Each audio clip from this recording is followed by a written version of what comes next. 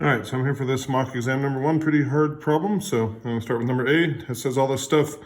It says here's g of x, here's a picture of f prime, then it says show that g is continuous at 3. So if we're gonna show that g is continuous at 3, we have to show that the limit as x approaches 3 from the left of g of x is equal to the limit as x approaches 3 from the right of g of x, and that those are equal to, so that means they're coming together, but it could still have a hole. So the way we determine that it doesn't have a hole is we also set that equal to g of 3. So we look here. So this is the guy coming in from the left. So the limit as x approaches 3 from the left will be of f of x squared minus 5. So if I plug a 3 into there, I get f of 4. And they told us that f of 6 equaled negative 4. So right here we have a value of negative 4. This area is 3, and from 4 to 6 would count negative. So f of 4 must be negative 1.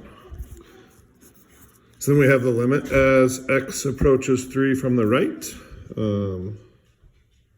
which is 5 minus 2x. If we plug a 3 into there, we also get negative 1. And then we have the actual value of g of 3. G of 3, if I look here, this one actually exists at 3, so we'll plug into there again. So g of 3 equals f of 4, which equals negative 1. So I'm not going to write this out, but I would say since the limit as x approaches 3 from the left of g of x is equal to the limit as x approaches 3 from the right is equal to g of 3, we have that this function is continuous at 3. B says find the absolute minimum value of f on the interval from negative 2 to 10. Okay, so the places I could have, sorry, it says absolute maximum. So the places I could have a maximum are at negative 2. So we'll go candidates. I could have a max at the point negative 2. Okay, I could also, here's a critical point, but it'll be a min. I could have a max at 4. 6 would be a min, 7 would be a saddle point, so I could also have a max at 10. Now, if I'm looking at this picture, since I have the value at 6, I know this is going to take me up and this is going to take me up more.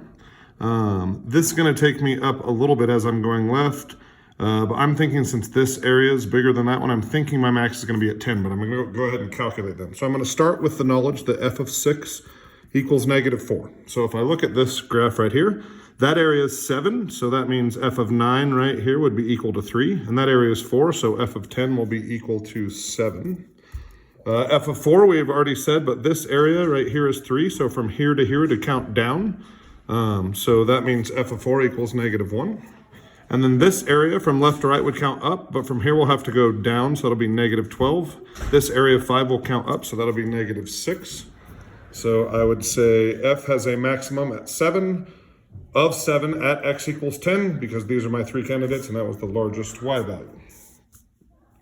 C says, since the function k is defined by this, is known the limit as x approaches 3 of k of x can be evaluated using L'Hopital's rule. So when they say can be evaluated using L'Hopital's rule, that means when we do the limit, we're going to get 0 over 0. So when we know, when we do the limit as x approaches 3 of k of x, we're going to get an answer of 0 over 0. Which means that when we plug a 3 into this top and a 3 into this bottom, they're both equal to 0. So if it asks us to find f of 3, the first thing we're going to do is we're just going to set the bottom of this equal to 0. I would say it's likely that we're going to see something like this, and we're going to plug a 3 into this because this is happening at 3. And that's equal to 0. So I'm not going to do all the work, but if I added this over here and divided by 3, that would mean that this thing needs to equal 1. So e to the 2 f of 3 plus 5 needs to equal 1, which means this has to equal 0, because e to the 0 equals 1. So we'll say 2 f of 3 plus 5 has to equal 0. If I solve for f of 3, I get that f of 3 is equal to negative 5 halves. Okay with that? Okay, and then it says evaluate the limit as k approaches 3. So in order to do that, we're going to take the derivative of the top and the bottom.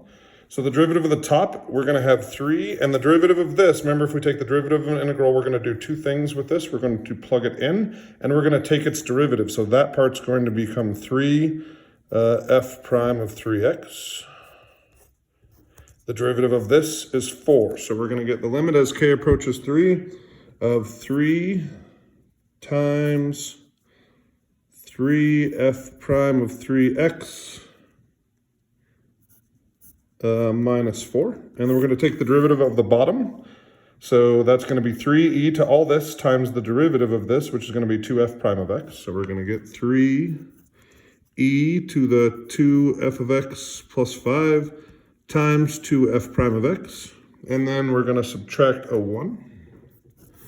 Okay, so this is the derivative of the top and the derivative of the bottom. We're now going to attempt to plug a 3 in. So I'm going to get 3 times 3f prime of 9 minus 4. And on bottom, we're going to get 3e, and we already know that when we plug a 3 in here, this is going to equal 0, times 2f prime of 3 minus 1. Okay, so if we go look at this, this is a picture of f prime. F prime of 9 is equal to 0. So this whole thing goes away, and I'm just left with a negative 4 on top.